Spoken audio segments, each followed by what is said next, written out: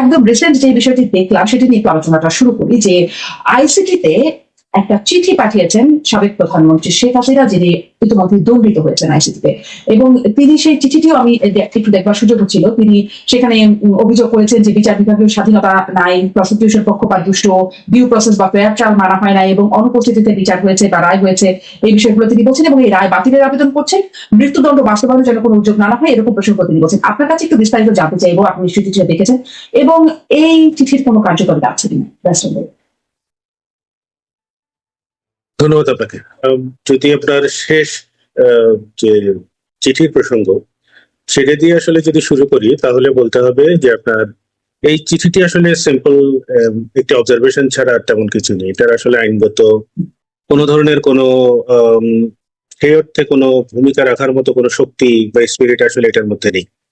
ওনারা যদি ট্রায়াল চলাকালীন সময়েও যদি কথাগুলো বলতেন তাহলে হচ্ছে অ্যাটলিস্ট একটা ইম্প্যাক্ট তৈরি হতো। কিন্তু এখন পরিস্থিতিতে যেটা হয়েছে, এটা জাজমেন্ট হয়েছে, জাজমেন্টটা যদি আসলে তর্কের খাতিরে যদি ধরে নিই যে এটা আসলে ভুলভাবেও হয়েছে, সেটা আপনাকে চ্যালেঞ্জ করতে হবে হচ্ছে আইনি প্রক্রিয়ার মধ্যেই। অর্থাৎ একটা ফোরাম এখনো রয়ে গেছে, সেটা হচ্ছে যিনি কনভিক্টেড হয়েছেন তিনি অ্যাপিল করতে পারেন। অ্যাপিলের জন্য অবশ্যই তাকে আসলে আদালতের কাছে এসে আগে সারেন্ডার করতে হবে, করে সশরীরে হাজির হয়ে হচ্ছে আপনার এই অ্যাপিলটা করতে হবে। কারণ ফিউজিটিভ যদি হয় তাহলে ফিউজিটিভের পক্ষে কোনো আইনজীবী আসলে কোনো মামলা পরিচালনা করার এখতিয়ার রাখেন না, কারণ ফিউজিটিভের কোনো আইনগত কোনো রকমের অধিকার থাকে না, তাকে আদালতে এসে কথাগুলো বলতে হয়। ফলে একটি আইনজীবীদের সংগঠন কিংবা একটি দল আইনজীবী যে অবজারভেশন পাঠিয়েছেন সেটা কেবলই তাদের ব্যক্তিগত মতামত হিসেবে কোনো রকমের আইনি কনসিডারেশন পাওয়া কিংবা কোনো ধরনের বিবেচনা করার মতো কোনো শক্তি সেই চিঠির মধ্যেও নেই, বা এই ধরনের কোনো পদ্ধতিও আসলে কোথাও নেই। তার অবজারভেশনের হিসেবে ওই যেটা পূর্বে বললাম যে ট্রায়াল চলাকালীন সময়ে যদি এটা পাঠাতেন তাহলে হয়তো এটা নিয়ে এক ধরনের আইনগত না হলেও এইটার কোনো না কোনো ভাবে হয়তো একটা প্রেসার পয়েন্ট হিসেবে কাজ করতো। তাহলে আপনার কি মনে হয় এটি পাঠানোর এখন কি উদ্দেশ্য থাকতে পারে? কারণ আইনজীবীরা যারা পাঠিয়েছেন তারা নিশ্চয়ই প্রক্রিয়াগুলো জানেন যে আসলে যেহেতু বিচারের এই পর্যায়ে পর্যন্ত শেষ হয়ে গেছে, চিঠির আসলে লিগাল কোনো কার্যকারিতা নাই, তাহলে তারা কি উদ্দেশ্যে পাঠিয়েছেন বলুন? এটা আসলে উদ্দেশ্যটা তো অনুমান করা মুশকিল, কারণ এটা ওনারা নিজেরাই ভালো বলতে পারবেন যে কেন পাঠালেন এরকম একটা বিলেটেড স্টেজ। এটা হয়তো জাস্ট আন্তর্জাতিকভাবে এক ধরনের জনমত গড়ে তোলা যে আসলে বিচার প্রক্রিয়াটা এখানে সঠিক হয়নি। কিন্তু ওনাদের চিঠিটা থেকে আরেকটা বিষয় যদি আলাদা করে খেয়াল করেন, তারা কিন্তু শুধু আইসিটি ট্রাইব্যুনালের কথা বলছেন, সারা দেশের বিচার ব্যবস্থা নিয়ে কোথায় কি হচ্ছে তাদের কিন্তু কনসার্ন না। ফলে ওনাদের পার্টিকুলার মোটিভেটেড এক ধরনের চিঠি হিসেবেও কিন্তু এটাকে খারিজ করে দেওয়ার মতো একটা সুযোগ থাকে, কারণ বাংলাদেশের জুডিশিয়ারিতে নানান সমস্যা আছে। ওনারা যদি ইন জেনারেল কোনো চিঠি লিখতেন তাহলেও হয়তো রিলেট করা যেত যে না, তারা বাংলাদেশের জুডিশিয়াল সিস্টেম নিয়েই হয়তো তাদের মধ্যে নানান ধরনের অবজারভেশন আছে এবং তারা চান যে বাংলাদেশ জুডিশিয়ারি এই সমস্ত দুর্বলতাগুলো কাটিয়ে উঠুক, সেই ধরনের কোনো কিছু তাদের ইন্টেনশন আছে। সেটাও কিন্তু মনে হচ্ছে না, যেহেতু ওনারা পার্টিকুলার একটি ট্রায়াল এবং একটি আদালতি ব্যবস্থা নিয়েই আসলে ট্রাইব্যুনাল নিয়ে প্রশ্ন তুলেছে। সেই কারণে এটা ইন্টেনশনটা বোঝাটা খুবই মুশকিল। যদিও এটার কোনো রকমের কোনো ইমপ্লিকেশন, লিগাল ইমপ্লিকেশন তো নাই, কিন্তু কোনো ধরনের ইমপ্লিকেশন এই স্টেজে আমি অন্তত একজন প্র্যাকটিশনার হিসেবেই খুব একটা কিছু দেখছি না। একদম স্পষ্ট। কিন্তু এই যে অভিযোগগুলো তুলেছেন, এই যে মানে বিচার বিভাগের স্বাধীনতা নাই বা প্রসিকিউশন সেখানে পক্ষপাত ছিল, ডিউ প্রসেস ফেয়ার ট্রায়াল হয় নাই, অনুপস্থিতিতে বিচার হয়েছে, এই যে বিষয়গুলো তুলে ধরেছেন, এগুলোর বাস্তবতা আছে কিনা বা এগুলোর কোনো আপনার চোখে এই বিষয়গুলো কেমন মনে হচ্ছে যে অভিযোগগুলো তুলেছেন? দেখুন, ওই একটা স্পেসিফিক কেসের ক্ষেত্রে যেহেতু আমি সেখানে তাদের কোনো নিয়োজিত আইনজীবী পক্ষে বিপক্ষে কেউই ছিলাম না, ফলে প্রসিডিউরাল জায়গায় যদি আমি এখন অনুমানের উপর কথা বলি সেটা পেশাগত জায়গা থেকে আমার জন্য সঠিক হবে না। কিন্তু এই পার্টিকুলার কেস ছাড়াও ট্রাইব্যুনালের গঠন প্রক্রিয়া এবং সেখানে যারা প্রসিকিউশনে যারা ছিলেন, প্রসিকিউটর হিসেবে পার্টিকুলার একটি রাজনৈতিক দলের মতাদর্শের লোকজন থাকা, এই সবকিছু নিয়ে যেখানে একটা কনফ্লিক্ট অফ ইন্টারেস্ট আছে, এখানে যতটা না বিচার হবে, বিচারের পরিবর্তে এক ধরনের প্রতিহিংসা চরিতার্থ করার ব্যাপার থাকতে পারে, কনফ্লিক্ট অফ ইন্টারেস্ট তৈরি হবে, সেটা কিন্তু আমি শুরু থেকেই বলে আসছি। এবং বিভিন্নভাবে কিন্তু দেখবেন যে আমার নাম উল্লেখ না করেও পরপর অন্তত 3বার পত্রিকাতে রিজয়েন্টার দেওয়ার, বিভিন্ন রকমের স্টেটমেন্ট পাঠানোর ঘটনাও ঘটেছে ট্রাইব্যুনালের পক্ষ থেকে। আসিফ নজরুল সেই সময় ছিলেন হচ্ছে আইন উপদেষ্টা, তিনি তো খালেদ মহিউদ্দিন সাহেবের একটি টক শোতে গিয়ে বলেই ফেললেন যে আমার বিরুদ্ধেই আসলে আইসিটি ট্রাইব্যুনাল এরকম একটা পত্রিকাতে স্টেটমেন্ট দিয়েছে, যেটা তিনি তার ফেসবুকে শেয়ার করেছেন তার ওয়ালে। ফলে তা থেকেও বোঝা যায় যে ওনারা পার্টিকুলারলি, যেহেতু আমি ক্রিটিসাইজ করছিলাম যে তাদের নিরপেক্ষতা নিয়ে প্রশ্ন থাকতে পারে এবং তাদের ওভারঅল কনস্ট্রাকশনটা নিয়ে এক ধরনের আপত্তির জায়গা ছিল, সেটা আমি আমার মতো করে ব্যক্তিগত জায়গা থেকে মতামত ব্যক্ত করেছি, কিন্তু সেটাকে প্রতিষ্ঠান রীতিমতো পত্রিকায় স্টেটমেন্ট পাঠিয়ে সেটাকে ডিসক্রেডিট করার চেষ্টা করেছে। আর ব্যক্তিগতভাবে তৎকালীন আইন উপদেষ্টা তো আমাকে ব্যক্তিগত আক্রমণ করেই নানানভাবে নানান কথা বলেছেন, যেটা খুব অশোভনও ছিল। সেই ব্যাপারগুলো কিন্তু আমাকে ফেস করতে হয়েছে। ফলে এই প্রাক্তন প্রধানমন্ত্রীর প্রতি তাদের ব্যক্তিগত রাগ ক্ষোভ থাকতে পারে, সেটা রোল আউট করার কোনো সুযোগ নেই। ওই জেনারেলাইজ স্টেটমেন্ট বলছি। আমি ওই কেসে আসলে কি হয়েছিল সেটাতে কোনো অংশেই কোনো দিক থেকেই জড়িত ছিলাম না, ফলে আমার জন্য বলা মুশকিল যে স্পেসিফিক আসলে কি হয়েছে এই কেসে। কিন্তু আমি ওভারঅল একটা পারসেপশনের জায়গা থেকে কিছু ক্রিটিসিজম করেছিলাম, এবং একটি কেস উচ্চ আদালত থেকে খালাস হয়ে যাওয়ার পরে সেই কেসের খালাস হয়ে যাওয়া এবং আইনজীবীদের মামলা পরিচালনার পদ্ধতি, তাদের ফেলিওর, এই জায়গাগুলোকে কিছুটা নোটিফাই করার চেষ্টা করেছিলাম। সেই নিয়ে আমার একটা পার্টিকুলার অবজারভেশন আমি শেয়ার করার পরে লাস্ট ট্রাইব্যুনালের পক্ষ থেকে আমার নাম উল্লেখ না করেই এক ধরনের একটা প্রতিবাদ লিপি কিন্তু পাঠানো হয়েছিল, অর্থাৎ ওনারা সেটাকেও ডিসক্রেডিট করার চেষ্টা করেছেন। আইনগত জায়গাতে কোনো রকমের আর্গুমেন্ট তৈরি না করে ব্যক্তি আক্রমণ করেই আসলে এই বেশিরভাগ ক্ষেত্রেই এই ধরনের প্রেস রিলিজ গুলো ওনারা পাঠিয়েছেন। ফলে এরপর থেকে আসলে আমি নিজেও খুবই ডিসইন্টারেস্টেড ফিল করেছি যে এখানে আসলে কনস্ট্রাকটিভ আলোচনারই কোনো সুযোগ নেই। কারণ মন গড়া ভাবে যদি যে কেউ ব্যক্তিগত আক্রমণ করতে শুরু করে, তাহলে প্রতিষ্ঠান আক্রমণ করছে ব্যক্তির বিরুদ্ধে। ফলে এটা তো একটা ডেঞ্জারাস প্রপোজিশন, কারণ আইনটা এতটাই ঝাপসা, তারা যখন যাকে মনে করে তাকেই আসলে এখানে ফ্রেম করার মতো একটা সুযোগ এখনো পর্যন্ত রয়ে গেছে, যেটা নিয়ে আমি শুরু থেকেই ক্রিটিসাইজ করছি। যে প্রসিডিওর কি হবে, তারা কোন প্রসিডিওর মেনে চলবে, সেই প্রসিডিওরের জায়গায় আইনই বলে দিচ্ছে যে তারা নিজেদের মতো করে প্রসিডিওর বানিয়ে নিতে পারে। তো যে যখন আসছে তার মতো করে প্রসিডিওর বানাবে। একই রকমের অভিযোগ কিন্তু আওয়ামী লীগের আমলেও ছিল, যখন জামাতে ইসলামের নেতাদেরকে বিচার করা হচ্ছে তখন কিন্তু এই অভিযোগগুলো এসছে যে এখানে ডিফেন্সকে সুযোগ দেওয়া হয়নি, তাদের মনের মতো করে যা মন চাই সেভাবে হচ্ছে প্রসিডিওর অনুসরণ করেছেন। এটা খুবই বিপজ্জনক একটি অবস্থা পুরো এই ট্রাইব্যুনালের, বিশেষত আন্তর্জাতিক অপরাধ ট্রাইব্যুনালের বিচারের ক্ষেত্রে এখনো পর্যন্ত রয়ে গেছে। সেটার লোপহোল গুলো নিয়ে কথা বলা। তাহলে এই যে লোকসভা গুলো যেহেতু থেকে যাচ্ছে, বলছেন আপনি যে একটা ঝাপসা আইন, এইভাবে তো আইনের আসলে কোনোভাবে ঝাপসা হবার সুযোগ থাকে না, তাহলে সেটি আসলে আইনের মানে যে মর্যাদা সেটিই থাকে না। তাহলে সেটি যেমন এই মানে এই বিষয়টি দেখিয়ে বা প্রক্রিয়াগত ত্রুটি দেখিয়ে আমরা দেখছি এটিএম আজহারুল ইসলাম যুদ্ধাপরাধী, মানবতা বিরোধী অপরাধে দণ্ডিত হয়েছিল, তাকে বেকসুর খালাস দেওয়া হয়েছে এবং সেই আইন মানে পুরো বিচার প্রক্রিয়াকে খুবই তুলোধনা করা হয়েছে, রায়ের মধ্যে বলা হয়েছে পরবর্তীতে সেই খালাস দেওয়ার জায়গায়। এবং এরকমই কি ভবিষ্যতেও এই রায়গুলোর অবস্থাও হতে পারে কিনা যদি ত্রুটিযুক্ত আইন এবং ত্রুটিযুক্ত পদ্ধতি হয়ে থাকে?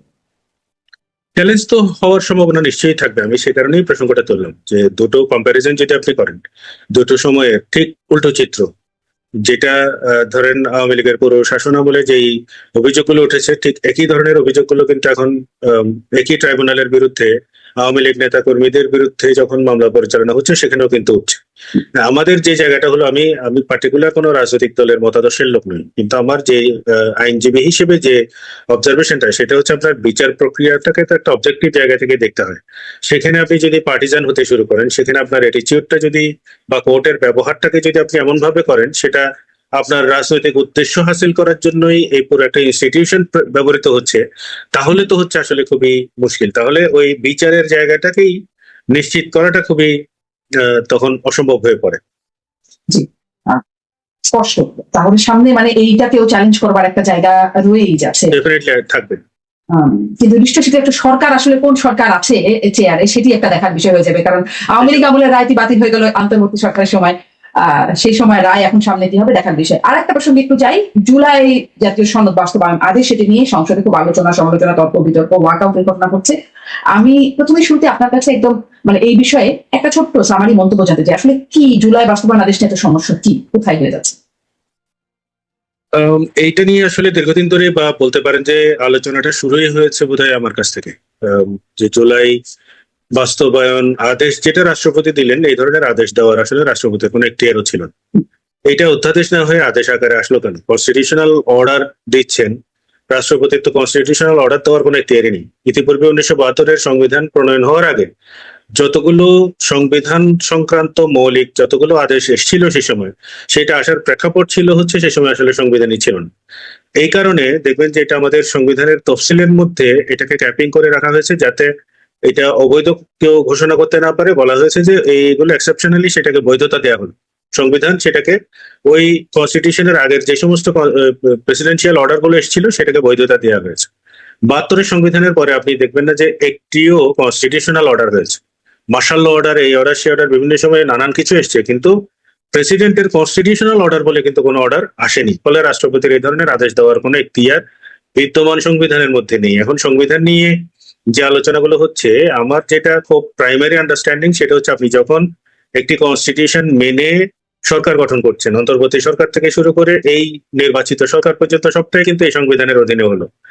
নির্বাচনের প্রক্রিয়া থেকে শুরু করে সবকিছুই, শপথ গ্রহণ থেকে শপথ পাঠ কে করাবেন তা থেকে শুরু করে চলমান যত প্রক্রিয়াগুলো হয়েছে সংবিধান মেনে। তাহলে একটা যদি আমি গণঅভ্যুত্থান হিসেবে এটাকে চিন্তা করি, 2024-এর গণঅভ্যুত্থান হলো, গণঅভ্যুত্থানে আপনার পরবর্তীতে যখন অন্তর্বর্তীকালীন সরকার গঠন হচ্ছে সেটাও সংবিধানের 106 অনুচ্ছেদ অনুযায়ী স্পেশাল রেফারেন্স পাঠানো হলো চিফ জাস্টিসের কাছে। চিফ জাস্টিস একটা মতামত দিলেন, সেই মতামত অনুযায়ী হচ্ছে অন্তর্বর্তীকালীন সরকার গঠন হলো। তাহলে আপনি কনস্টিটিউশন অনুযায়ী সবকিছু করলেন, না করে যদি করতে পারতেন কিরকম, যে আমরা এই কনস্টিটিউশনটাকে ফলো করব না, নিজেদের মতো করে নতুন কনস্টিটিউশন তৈরি করব, আমরা নিজেরা এইভাবে শপথ নিলাম। প্রেস ক্লাবের সামনে দাঁড়িয়ে, জাদুঘরের সামনে দাঁড়িয়ে আপনারা শপথ নিলেন, শহীদ মিনারে দাঁড়িয়ে শপথ নিলেন। তাতে বিপ্লবী সরকার গঠনের ক্ষেত্রে কিন্তু কোনো রকমের আইনগত ব্যত্যয় হতো না, যেহেতু পুরোটাই নতুন ফরমেশন, নতুন স্টাইলে, নতুন বাংলাদেশের সূচনা তখন হতো। কিন্তু যখন আপনি 72-এর সংবিধান অনুযায়ী আবার শপথ নিলেন, তখন তার মানে হচ্ছে আপনি ওই সংবিধানের মধ্যে থেকেই কিন্তু সমাধান করছেন। তাহলে একজন রাষ্ট্রপতি এই বিদ্যমান সংবিধানে আসলে কি কি করতে পারেন এই আপৎকালীন সময়ে, অর্থাৎ যেখানে একটি পার্লামেন্ট নেই এবং পার্লামেন্ট না থাকা অবস্থায় জরুরি প্রয়োজনে আপনাকে আইন কোনো না কোনো ভাবে আইন প্রণয়ন করতে হচ্ছে, সেই ক্ষেত্রে 93 অনুচ্ছেদ অনুযায়ী তিনি হচ্ছে আপনার অধ্যাদেশ জারি করতে পারেন। অধ্যাদেশ জারি করার ক্ষেত্রে দেখবেন যে স্পেসিফিক কতগুলো শর্ত রয়েছে। তার মধ্যে অন্যতম শর্ত হলো যে তিনি এই সংবিধানের কোনো বিধিবিধান পরিবর্তন হয়ে যায় সেরকমের অধ্যাদেশ জারি করারও এখতিয়ার রাখেন না। রাষ্ট্রপতি যেখানে অধ্যাদেশ জারি করার এখতিয়ারই রাখেন না, সেখানে তিনি সংবিধান পরিবর্তন করে ফেলার জন্য আদেশ কিভাবে দিলেন? কারণ ওই জুলাই যে বাস্তবায়ন আদেশ দিলেন, জুলাই সনদ বাস্তবায়ন আদেশ, সেই আদেশে পরিষ্কার করে তিনি একটি সংবিধান সংস্কার পরিষদ গঠন করার জন্য সেখানে বিধান রাখলেন। যে যারা নির্বাচিত হয়ে আসবেন তারা হচ্ছে আরেকটি সংবিধান সংস্কার পরিষদের জন্য হচ্ছে একইভাবে শপথ নেবেন। সেখানে শপথের একটা নমুনাও তিনি দিলেন। যেই শপথ কনস্টিটিউশনে নেই, পঞ্চম তফসিলে নেই, সেই শপথ আপনি এই অধ্যাদেশের মাধ্যমে পড়াবেন কিভাবে? ফলে এইটা পুরোটাই হচ্ছে একটা ইলিগাল অর্ডার, যে অর্ডারটা আইনগত কোনো ভিত্তি নেই। এটা যদি আপনার কেউ অনুসরণ করে তাহলে আসলে তাকে ওই সংবিধান আর অনুসরণ করার তো তার কোনো সুযোগ নেই। আপনি এমপি হিসেবে শপথ নিলেন বা এমপি হিসেবে প্রথমত হচ্ছে ইলেকশন করলেন, জিতলেন, সবকিছুই এই কনস্টিটিউশনের অধীনে, এবং শপথ নিলেন এই কনস্টিটিউশনের অধীনে। তারপরে বলছে পাশাপাশি এই সংবিধান ছুড়ে ফেলার জন্য কিংবা পরিবর্তন করার জন্য আপনি আরেকটা পরিষদের কনস্টিটিউশন সংস্কার পরিষদের জন্য আপনি আবার শপথ নেবেন। সেই শপথ নেওয়ার সুযোগ কই? তাহলে তো আপনার প্রথম শপথে বাতিল হয়ে যায়। তাহলে একটা আরেকটার সাথে ক্রস কাটিং হচ্ছে, একটা সিচুয়েশনের মধ্যে তৈরি হচ্ছে। সেই শপথটা বলবৎ থাকা অবস্থায় পরবর্তী শপথ নেওয়ার তো সুযোগ নেই। ফলে বর্তমান যে সরকার, যারা সরকার গঠন করেছে, বিএনপি তো আসলে সঠিকভাবেই দ্বিতীয় শপথটি নেননি। দ্বিতীয় শপথ নিলে তো আসলে প্রথম শপথটাই থাকে না। কারণ আমি যে সিম্পল উদাহরণটা দিচ্ছিলাম সেটা হচ্ছে, আপনি গাছের আগায় বসে তো গোড়া কাটতে পারবেন না, তাহলে তো পড়ে যাবে। জি, স্পষ্ট। কিন্তু এই যে মানে অসাংবিধানিক অর্ডার বা যদি বলি অবৈধ আপনি বলছেন, সেরকম একটা হলো, কিন্তু তার উপরে আবার একটা গণভোট হয়ে গেল। এখন গণভোটে যখন প্রায় 70% মানুষ রায় দিয়ে দিল, তখন সেটির আবার একটা কি হয়ে গেল, মানে অবৈধ বিষয়ের উপরে একটা জনরায় চলে এলো। তখন এটির মর্যাদা আসলে কোথায় থাকে? এইখানে বোধহয় একটু ব্যাপার আছে অন্যভাবে বোঝার। সেটা হচ্ছে, গণভোটের জন্য যে অধ্যাদেশটা হয়েছে সেটা কিন্তু অধ্যাদেশ হিসেবে এসছে। গণভোট অধ্যাদেশটার মধ্যে যে জটিলতাটা তৈরি হয়েছে সেটা হলো, আপনার 93 অনুচ্ছেদের অধীনে রাষ্ট্রপতি যখন কোনো অধ্যাদেশ পালন করেন সেটা কিন্তু পরবর্তী নির্বাচিত সংসদের 1 থেকে 30 কার্য দিবসের মধ্যে রেটিফিকেশনের প্রশ্ন আছে, না হলে কিন্তু সেটা আইন হিসেবে বলবৎ থাকে না। এখন রেটিফিকেশন করবেন যে আইনটা, অর্থাৎ যে আইনের অস্তিত্ব নিয়ে আপনাকে পরবর্তীতে নির্বাচিত সরকারকে সিদ্ধান্ত নিতে হবে, সেরকম একটি অধ্যাদেশের অধীনে কিন্তু নির্বাচন হওয়ার আগেই নির্বাচনটা হয়ে গেল। অর্থাৎ সংসদ নির্বাচনের আগেই গণভোটের নির্বাচনটাও কিন্তু একই সাথে হয়ে গেল। হয়ে যাওয়ার পরে তাহলে এখন এটাকে রেটিফিকেশনের আর প্রশ্ন থাকে কিনা? তাহলে ঘোড়ার আগে গাড়ি জুড়ে দেওয়ার মতো পরিস্থিতি কিন্তু এখানেও আছে। এই একটা প্রশ্নের পাশাপাশি সেটা হচ্ছে আপনি অধ্যাদেশ তৈরি করতে পারবেন। আবারও যেটা বলছি যে অধ্যাদেশ তৈরি করতে পারার মধ্যে আপনার কনস্টিটিউশনের 93 অনুচ্ছেদে যে সমস্ত শর্তগুলো আছে সেই শর্তের বাইরে গিয়ে তো করতে পারবেন না, সেটা যেমন এক। দ্বিতীয় হলো কনস্টিটিউশনের বিদ্যমান কোনো বিধানের সাথে যদি কনফ্লিক্টিং কোনো কিছু আপনি করেন তাহলে সেক্ষেত্রে আমাদের কি হচ্ছে, আমাদের মৌলিক অধিকারগুলো যে তৃতীয় অধ্যায়ের মধ্যে দেওয়া আছে সেখানে 26 অনুচ্ছেদ বলছে যদি এই মৌলিক অধিকারগুলোর সাথে সাংঘর্ষিক এমন কোনো আইন যদি কেউ তৈরি করে তাহলে সেটা ধরে নেওয়া হবে শুরু থেকেই বাতিল, ভয়েড এব ইনিশিও। তারপরে আপনার অন্যান্য বিধান যেগুলো আছে সেগুলোর কোনো না কোনো ভাবে যদি ফান্ডামেন্টাল রাইটস এর সাথে কোনো সাংঘর্ষিক পজিশন তৈরি হয় তাহলে সেটাকে তো আসলে আপনার অবৈধ ঘোষণা করার জন্য সুপ্রিম কোর্টের এখতিয়ার দেওয়া হয়েছে কনস্টিটিউশনের আর্টিকেল 44 এর মাধ্যমেই, 102 অনুচ্ছেদের মাধ্যমে, যাতে সেটাকে এক্সারসাইজ পাওয়ার, রিভিউর পাওয়ার এক্সারসাইজ করার জন্য ক্ষমতা দেওয়া হলো হচ্ছে আপনার সুপ্রিম কোর্টের হাইকোর্ট বিভাগকে। হাইকোর্ট বিভাগে সে কারণে রাইটলি দুজন আইনজীবী এসে চ্যালেঞ্জ করেছেন যে এটা তো কনস্টিটিউশনের সাথে সাংঘর্ষিক একটি পরিস্থিতিতে গণভোট করা হলো। এখন যেটা এগুলো তো আইনি প্রশ্ন, আপনি এগুলোকে বেশিরভাগ ক্ষেত্রেই দেখবেন বাংলাদেশে ডিল করা হচ্ছে রাজনীতি আর একাডেমিক আলোচনাকে দুইটাকে গুলিয়ে হচ্ছে আলাপ আলোচনাটা চলছে। আমি যে আলোচনাটা করছি সেটা হচ্ছে একাডেমিক পয়েন্ট অফ ভিউ থেকে। এখন যদি এটাকে আপনি পলিটিশিয়ান একজনকে নিয়ে আসেন যিনি কনস্টিটিউশনকে ডিবেট করতে চান, তিনি বলবেন যে যেখানে জনরায় হয়ে গেছে সেখানে আপনার কনস্টিটিউশনে কি আছে কিনা এটা তার দেখার ব্যাপার নেই।